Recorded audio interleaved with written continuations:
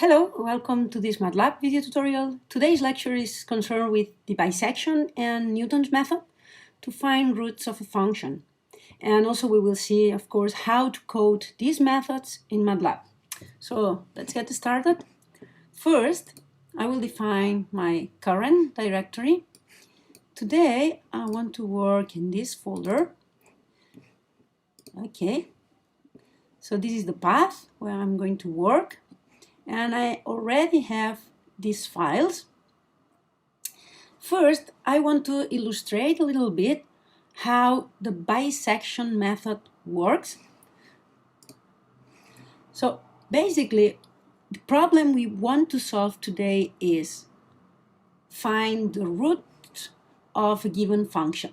So here we have a given function. This is this blue line. And I want to find where the function crosses the x-axis. That's called the root or the zero of the function. Now, of course, we can try to solve this equation analytically, but sometimes it's not possible. So in that cases, we use numerical methods to approximate alpha, to approximate the value of alpha. Numerical methods work using computer power. The basic idea is to use iterative methods, and we will construct different iterates that we expect them to converge to the exact value alpha. We will never get the exact value, but we will find an approximation to it, and we have to make sure it's an enough good approximation for the problem we want to solve. So let's see how can we, from a given initial point, initial seed, how we can construct this series of iterates in order to converge to alpha. One of these iterative methods is called the bisection method. The bisection method is based in a very simple idea. It's based in Bolzano's theorem. Bolzano's theorem says that if you have a continuous function on a closed interval, and in the left and right side of this interval, the function changed sign, then there must exist at least one point, let's call it C, such that the function vanishes at that point, C. So there must exist at least one point where the function crosses the x-axis. Okay, so that's what Bolzano's theorem says, and the idea is to use this to construct an iterative method. The idea of bisection method is the following. Let's say I have, of course, a continuous function, and I want to find the root, the zero of that function. Then I need to find 2 points, let's call them x0 and a, where the function changes sign. So for example, in this picture, f of a is negative, and at x0, f of x0 is positive. Okay, so the hypotheses of Bolzano's theorem are met, and then Bolzano's theorem says, well, there must exist a point in between where the function is zero. Yeah? So the idea of the bisection method is, okay, let's compute the midpoint between x0 and a. So we compute the midpoint between x0 and a, and we obtain x1. Now let's evaluate x1, and then two things can happen. For example, it can happen that f of x1 is positive. So in this row, for example, that means that between x1, which is positive, and the point a, where the function is negative, we again have a change of sign. So we are again in the case where I have a continuous function and 2 points where the function changes sign. So I can again apply the same idea. Compute the midpoint, evaluate the function, and so on. The other case would be this drawing. It can happen that when I evaluate the function at point x1, it happens to be negative. So between x1 and a, there is no change sign. There's no change in the sign of the function. F of x1 is negative, f of a is negative, so I cannot guarantee that there is a root of the function between these 2 points. What I can guarantee with Bolzano's theorem is that between x1 and x0, where I have this change of sign, here is negative, here is positive, I can guarantee the root of the function is between these 2 points. So in this case, what I will do is to update the variable a, this auxiliary variable, would be updated with the value of x0. So the next time I iterate, I will use this as the auxiliary variable. So that's the main idea of the bisection method. Let's see an example of how it works.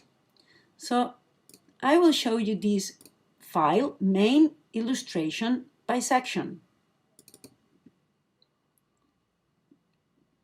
Here we can see that we define an initial point, an auxiliary variable, 16, and we define a very simple function, this one. And I will just run the code till here to see what it does.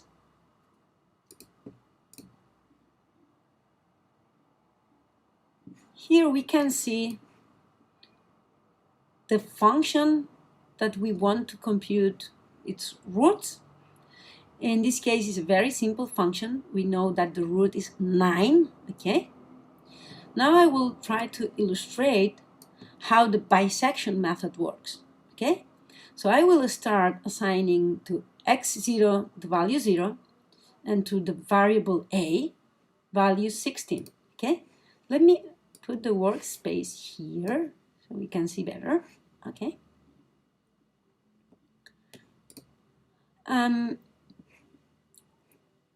Okay, so now I will check that there is a change of sign between f of x0 and f of a. We can see that at point 0 the value is negative, at point a the value is positive. So now let's do one iteration of the bisection method.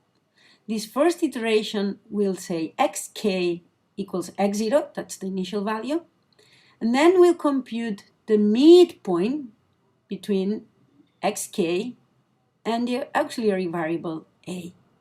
So if I do that, we will see here that xk1 next iterate is going to be 8, which is the midpoint between 0 and 16. So if we plot this, you don't need to understand all these lines, just to show you this nice plot, okay? So here we can see this is xk, this is a, so the next iteration, xk1, is the midpoint between these 2 points, yeah? Okay, now I will check whether the value of f of xk1 is positive or negative. The way to do that, well, what I'm interested in is f of xk1 and f of a of the same sign or different sign. So I'm going to check, do they have different sign? The result is yes. We can see in the plot xk1, f of xk1 is negative and f of a is positive. So that means I need to use in the next iteration this point and this point. So a doesn't need to be updated. The only thing I need to update in this case is xk equals xk1. That's it. So up to here, this is just one iteration. What I obtain is this first interval was 0, 16. Second interval is 8, 16. Okay, now let's do the second iteration. now I update xk1 is the next midpoint. So xk1 now is 12. Yeah? So let's plot this. And now xk1 is the midpoint between 8 and 16. Now f of xk1 is positive, but also f of a is positive. So I cannot guarantee that there is a zero of the function in between these 2 points. In fact, we can see here there is no root between these 2 points.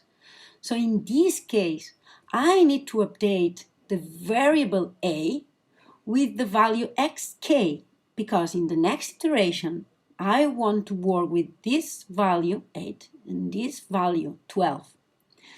The midpoint is always x, the new xk, so I will update variable a with value xk.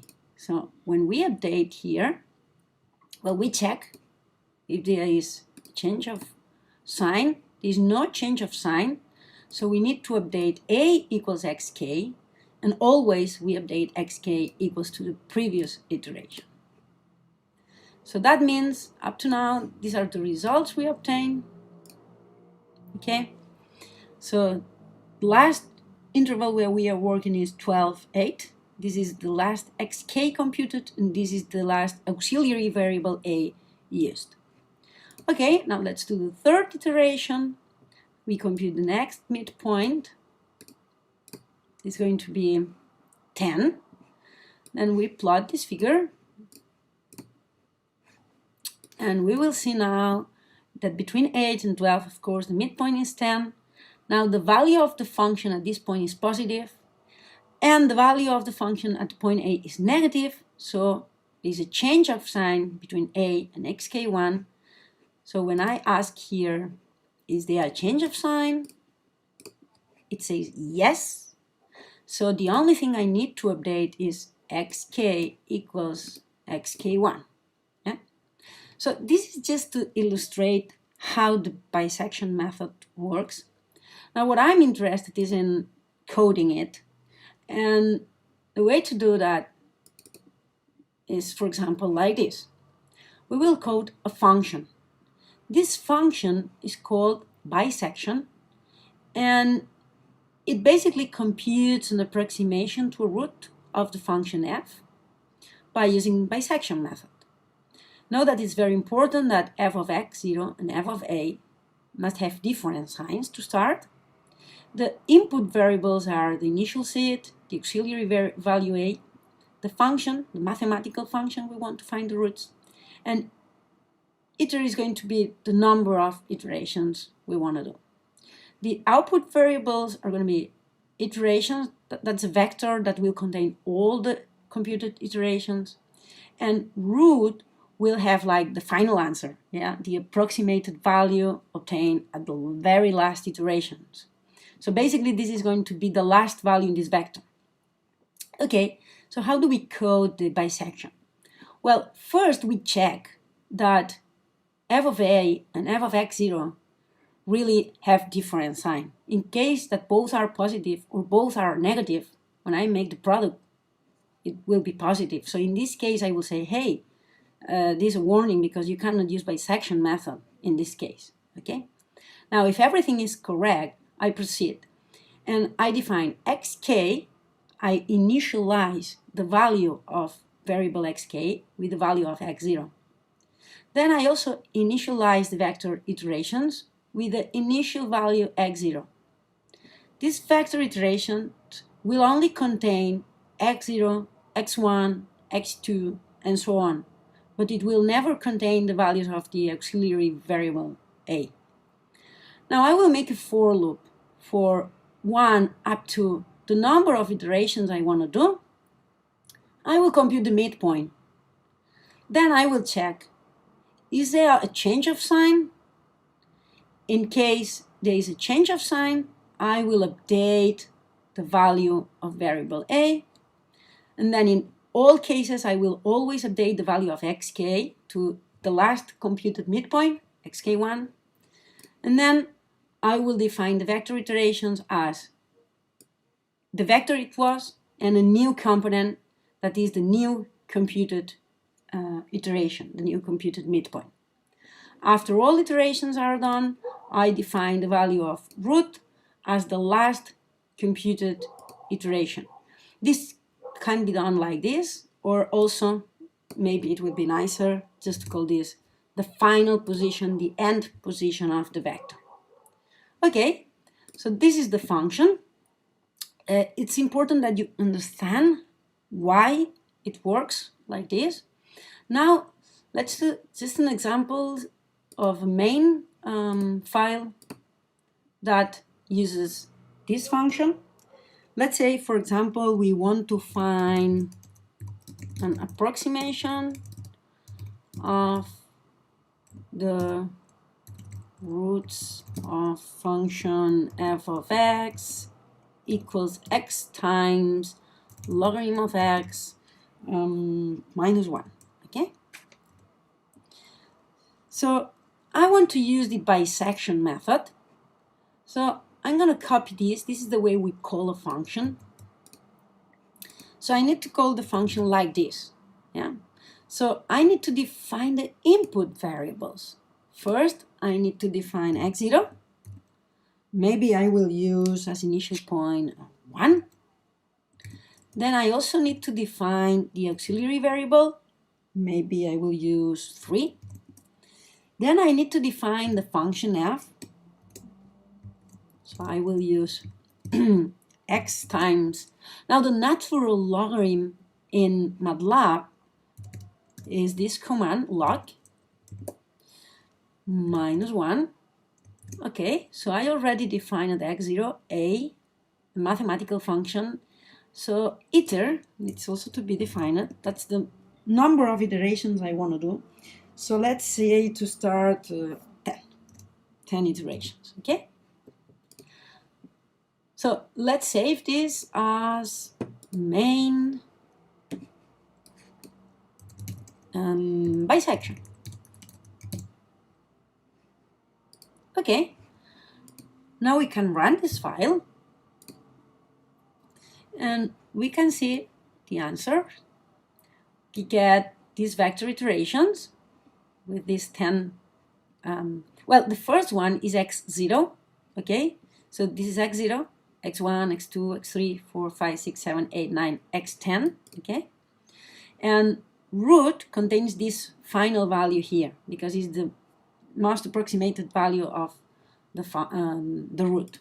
Maybe it's a good idea to write here format long, so we will see more decimals, and run it again. Okay, and here we can see how we are getting closer and closer to the value of the root. For example, I could ask MATLAB, what's the value of f of root? Because if it's a good approximation, f of root should be almost 0. And this value is 10 to the power minus 4 of this order. Now, if I want a better approximation, instead of 10 iterations, maybe I need to do 100 iterations. Now, in this case, if I ask what's the value of f root, then I get like very good precision. This is MATLAB precision, machine precision. Yeah. What I mean with that is, for example, if I get the square root of 2, and then I compute the square of that, you agree that the result of this should be 2. But then if I subtract 2, the result is not 0. Why? Because the square root of 2 has an infinite number of decimals, which I cannot store in a computer. So, of course, there is a small error, and this is the precision of the machine. MATLAB precision is 10 to the minus 16, okay?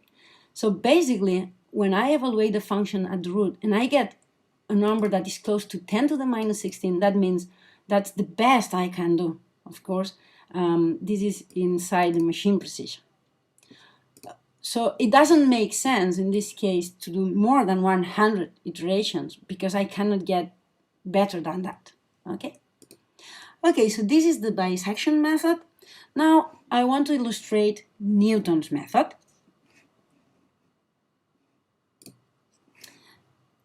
Newton's method, the basic idea is, let's take an initial point, let's compute the tangent line to the function through that point. Now, instead of trying to compute the root of the function, which is, we suppose, it cannot be done analytically, instead of that, we compute the zero of this line, which is very easy. So the zero of this line is going to be the next iteration. Here, we write down the formula for this tangent line, and we define then that the next iteration is the zero of this line, and we end up with this formula to compute the next iteration for Newton's method. So let's do this in MATLAB. Let's open this main illustration Newton. Here we define an initial point, the value of the function, and also we define the derivative of the function because it is needed in the formula. Okay, this is very important. The derivative of the function appears here in the quotient. And what I'm going to do here is to show you how method works. Let me run this. So now this is the function, the same function we used for the bisection method. And we will start with an initial point x0 equals 12. So my initial point is going to be here. Okay? So we define initial point.